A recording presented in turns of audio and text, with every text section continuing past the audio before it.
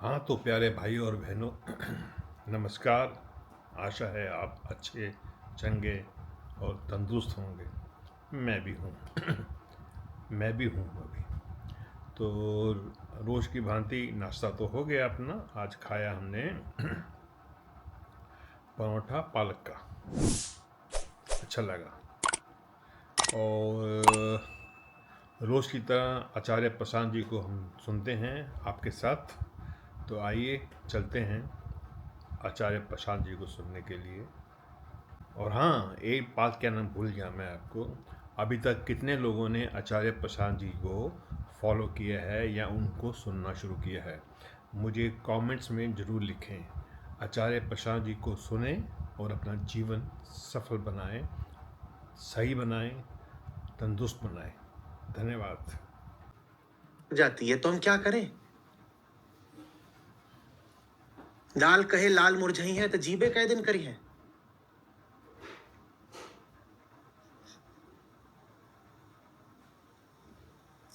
जिन लोगों की जिंदगी में ऐसे लोग हों कि जो बात बात में रूठ जाते हैं और टप टप टप बिना बात के आंसू बहने लगते हैं, उनको अच्छे से पता है मैं किस नर्क की बात कर रहा हूं।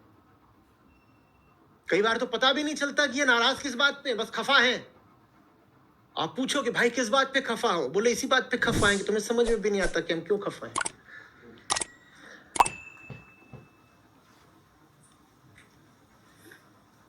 भावुकता जहर है, संवेदनशीलता अमृत है।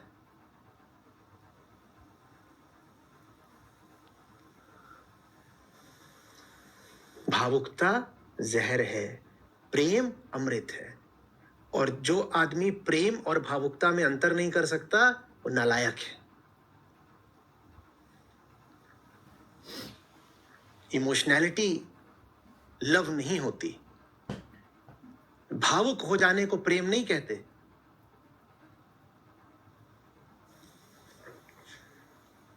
प्रेम चेतना की उच्चतम स्थिति का नाम है और भावनाएं आती हैं चेतना के निम्नतम तल से, जहां आप जानवर हो। फीलिंग्स जानवरों के पास भी होती हैं, प्रेम नहीं होता उनके पास। जानवर के पास ममता हो सकती है, आसक्ति हो सकती है, अटैचमेंट हो सकते हैं, प्रेम नहीं हो सकता। बहुत लोगों को ये भी नहीं पता, कहेंगे नहीं ऐसा थोड़ी है, animals do love. My Coco loves me, Coco कम।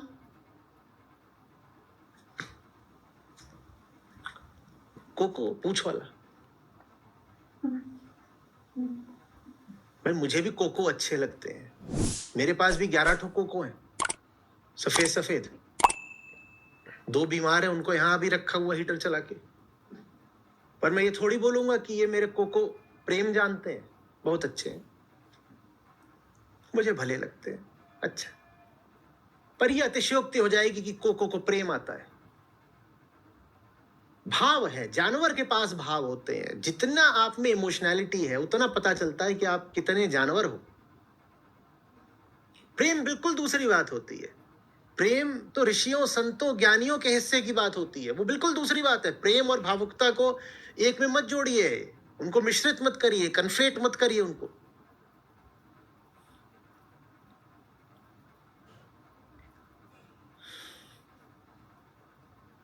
आचार्य जी, फिर भावुकता के पार कैसे जाना है प्रेम की तरफ? पार क्या जाना है? भावुकता को आपने ही इतनी बड़ी चीज बनाया, आप पूछ रहे पार कैसे जाना है? भाव आता है तो काहे को उस भाव में हवा भर देते हो? भाव आया तो आया। अब हम जानवर हैं, आधे तो हम जानवर ही हैं। अब जानवर हैं तो भाव हम में आएगा। ईर्ष्या भी एक भाव है, आसक्ति भाव है, डर भाव है। ये सब जानवरों में भी होते हैं, हम में भी है। काम वासना भाव है, वो जानवर में भी होता है, हम में भी होता है, तो आएगा। लेकिन आपके पास उस भाव के अतिरिक्त चैतन्य है, कॉन्शियसनेस, चेतना। आप पूछिए अपने आप से, मुझे इस भाव को ताकत देनी है क्या? Do I want to strengthen this thought, feeling, emotion, instinct, impulse? मुझे इसको ताकत देनी है क्या? इम्पल्सेस होती हैं, वो आएगी गुजर जाएगी, आप उसे ताकत मत दीजिए ना। ताकत देने का फैसला आपका है। ईर्ष्या उठ रही है किसी को देख के, अब जरूरी थोड़ी है कि आप उस ईर्ष्या को जस्टिफाई करने लग जाए, उस ईर्ष्या के पक्ष में कोई आंतरिक तर्क निर्मित करके उसी ईर्ष्या को आप कार्यान्वित कर दें, एग्जीक्यूट कर दें। कोई जरूरी है क्या? ईर्ष्या आई, आपको पता है ईर्ष्या आ रही है, ठीक है, आ गई। ईर्ष्या आई थी। जानवरों में बड़ी ईर्ष्या होती है एक दूसरे के प्रति। लालच आया, लालच एक भाव है। ठीक है, आया लालच, देखा लालच आया। जरूरी थोड़ी कि लालच की धार में हम भी बह जाएं। हम बहेंगे नहीं। लालच आया था, लालच आया, लालच चला गया, हम बहे नहीं।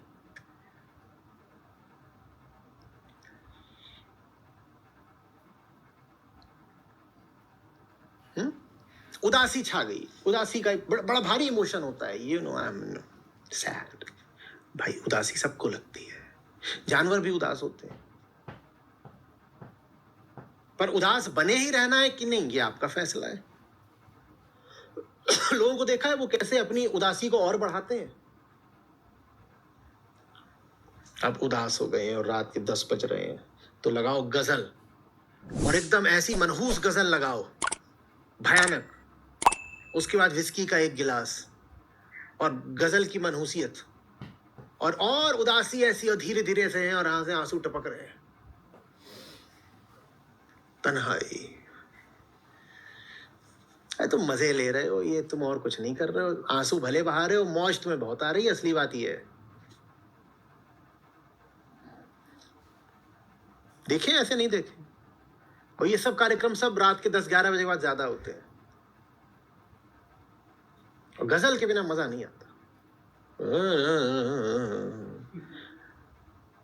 आधे उनमें ऐसे होते हैं जिन्हें उर्दू समझ में नहीं आती, जिनसे पूछ दो कि साहब एक आध शेर ही बता दीजिए इसका, उन्हें कोई मतलब नहीं पता होगा, पर उनके लिए इतना काफी है कि कोई गमगीन बात चल रही है, पर्याप्त।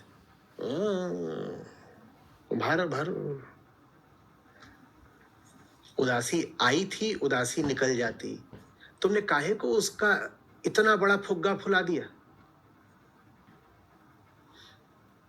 वासना वो भी लहर की तरह आती है, लहर की तरह आती है, लहर की तरह गुजर भी जाएगी। काहे को तुम उसमें सर्फिंग करने लग गए, लहर पे घुस गए उसमें जाकर।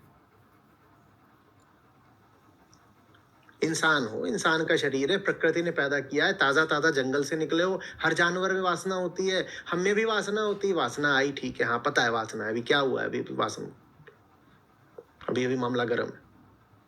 ठीक, कितनी देर तक गर्म रहेगा? जिंदगी में और भी करने के लिए काम है। थोड़ी देर में मामला ठंडा पड़ जाएगा, दूसरे काम पे निकल जाओ।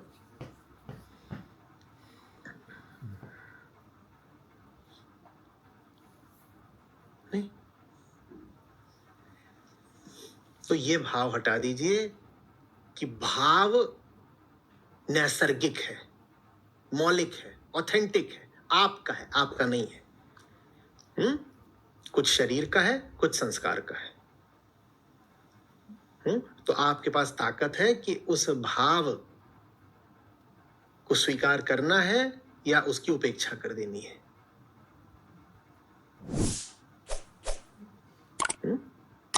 और भावुकता को व्यर्थ सम्मान देना छोड़ दीजिए।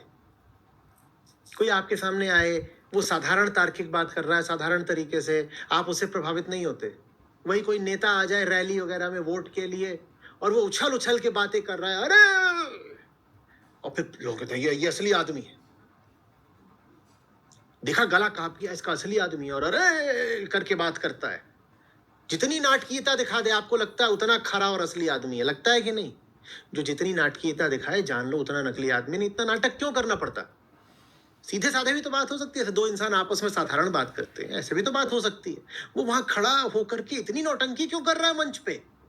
जरूर आदमी नकली है, जो इतना भाव प्रदर्शन कर रहा है और हमें भी भावुक कर देना चाहता है, ये आदमी नकली ही होगा।